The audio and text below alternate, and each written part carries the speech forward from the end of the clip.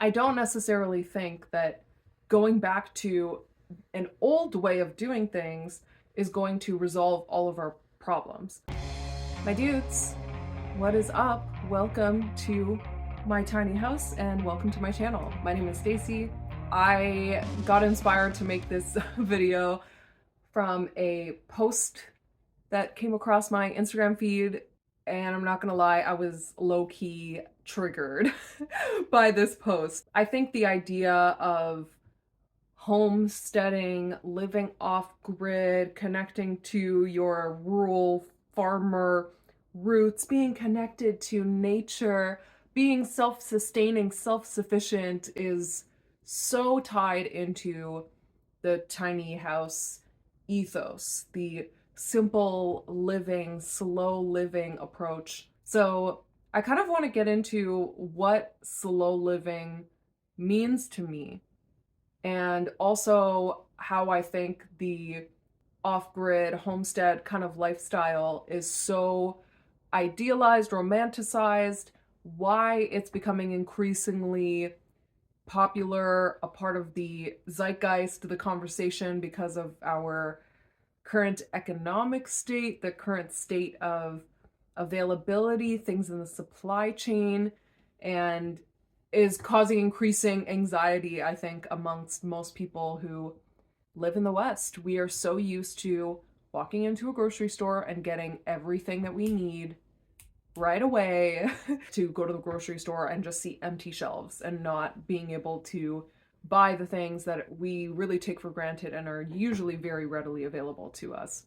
So this post on Instagram that kind of triggered this visceral reaction from not only myself, but a lot of other people who were commenting on the post as well, was reposted, actually. So the original poster was the man, and it was reposted by this tiny house account that stated in their caption that this is what the tiny movement, the tiny home movement, is all about.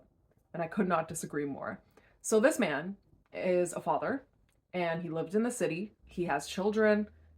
Duh, I said he's a father. Okay. Growing increasingly concerned about the lack of availability, the lack of affordability of simple food staples at his grocery store, and he wants to be able to provide for his children. So he decided to sell his house. He also had a business that he says he sold in exchange to lease out a 400-acre piece of land to start his own homestead, take care of livestock, start his own farm, essentially, and grow all the food that his children would need and teach his children, by example, how to, commune with nature, be more in touch with their food supply, see all the hard work that goes into, what it's like to be a farmer. So let's start with that. So I guess what I find ironic as a child of immigrants, and I'm sure a lot of other immigrants will agree, that they came to America or Canada in order to get educational opportunities or career opportunities so that they wouldn't have to do backbreaking labor that was really their only option in their country of origin. And when you now have people who were born in a position of privilege or in a location in which they have access to great education so they can get a great job where they don't have to stand outside in the sun and the rain every single day, it's interesting, to say the least. I'm not a parent, so I can't fully empathize with that anxiety that you would feel thinking, how am I going to provide for my children? I appreciate how in our current economy, inflation is hitting us all really hard. The major problem with this, and the reason why I think this is so disconnected from the tiny home movement, is this idea that in order to live your best life, you need to detach yourself from the rest of your community. Our population density across this entire planet could not work. It could not be sustained if everyone who lived in an apartment or a condominium today sold or moved out and lived on 400 acres of land. That number is so overboard. Like, even with 6 acres of land, you could provide for your family with a homestead, right? So let's not focus too much on how giant the land is that he procured. Not only to mention that he didn't buy that land, he's leasing it. So he still is beholden to the landowner in a way. And a lot of people criticized him for that as well. But I want to really focus on this idea of, moving out to the middle of nowhere. You're heating your home with firewood and you have solar panels and you're able to fully provide for yourself. This reminds me a lot of like preppers who are kind of always awaiting the next apocalypse, have a huge stash of dried foods, preserved foods in a pantry somewhere, have a bomb shelter in a basement, and they are like ready to go whenever catastrophe hits. Again, there's nothing like wrong with that. I'm not trying to, mock those people. I do actually see the very real human need that is being fulfilled by that. Like, feeling like you're prepared and that you're ready. It can feel very comforting, right? I believe that what we really need in order to live happy, fulfilled lives is to be in touch with our community, to cooperate with the people around us. We all need certain things that we just cannot provide for ourselves. There's also, I think everyone forgets that when you live very far away from a lot of amenities, you need to drive a lot. You need to fill your car with gasoline.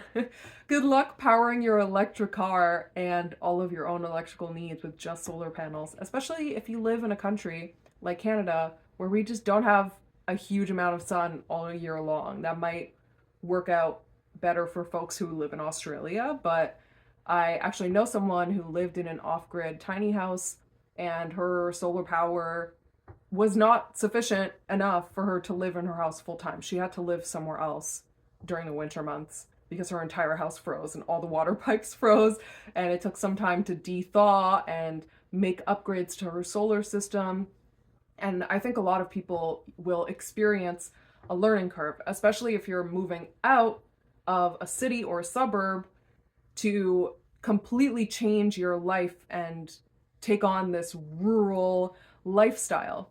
One thing that really needs to be said is that running a farm is a lot of hard work. And if you find yourself sick, if you catch the Rona, you might be knocked out for a couple of weeks. And who's going to take care of those chickens? Who's going to take care of those cows when you aren't physically able to 100% of the time? You need to rely on other people in your community. And maybe if you have children, they can help you out with those responsibilities. That's why, in a lot of traditionally rural communities, kind of like the way my mother's side of the family grew up in rural Portugal, they had a lot of kids. So that is a whole different life. Really, when I say lifestyle, where I'm imagining like lifestyle content on social media, but we live in a very different world. I don't necessarily think that going back to an old way of doing things is going to resolve all of our problems. I, however, also see a lot of problems with our modern ways of living, with very materialistic, hyper-consumerist culture that we live in.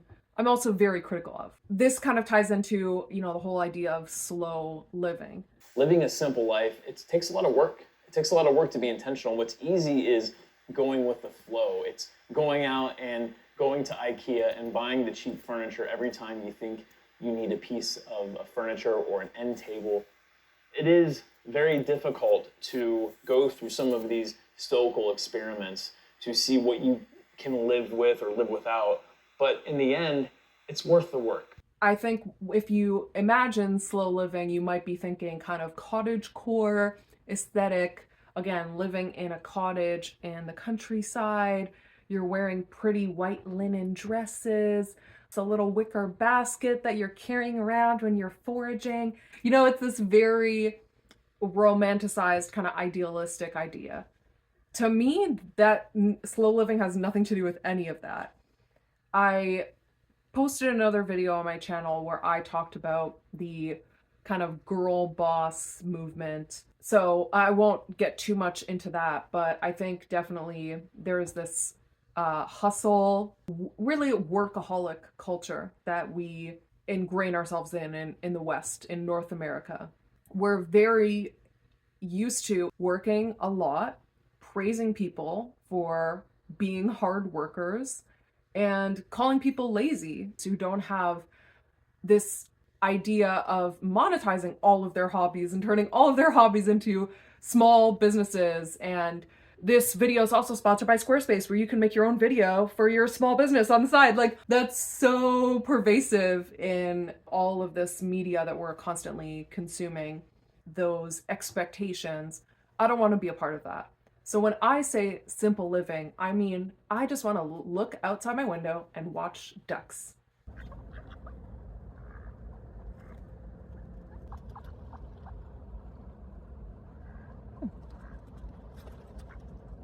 You know, like, I want to appreciate little things. I want to do things for the sake of doing them, not to achieve this end result necessarily. That was an interesting lesson that I learned from gardening. Last year was the first time I ever tried to grow my own food. And obviously I thought, you know, I'm gonna do all this work so that I can eat the food that I am growing. But what I started to appreciate was that I loved the process of learning and getting my hands dirty and making mistakes and rectifying those mistakes and just spending more time outside. I enjoyed so much more than eating my tomatoes. And let me tell you, I really enjoyed eating my tomatoes. So I think a lot of times we think, oh, I need to exercise to lose weight so that I can look more attractive, instead of, I want to exercise so that I can feel better, so that I can feel more healthy. I see this a lot as well with, if I'm looking for a guided meditation video, the title will be like, gain productivity, you know, get better sleep so that you can work better, get more accomplished. Like, that's not my goal here. I just want to learn how to slow down and be present in the moment and not constantly be thinking about my to-do list and the goals I want to achieve for next quarter. Like, why can't I just enjoy this thing that I'm doing right now? And that is, you know, a big part of the culture that I am trying to, in any little way that I can, influence people to challenge ourselves, challenge our way of thinking a little bit more. So especially if you do not live in a tiny house yourself, if you don't live off-grid, if you have no ambitions to do either of those things, I hope you can still embrace, or at least consider, this philosophy of the simple life, the slow life. It doesn't mean that you are like a Zen Buddhist who just like spends all your time, you know, meditating and living in the present. Being a human being in 2023 is very complicated. So there's always room for nuance, and I love to hear your nuance, your perspective, your experience in the comments. And if you found anything in this video interesting or valuable or worth starting a conversation, please share it with a friend. I would greatly appreciate it. That's all for now, folks. Take it easy.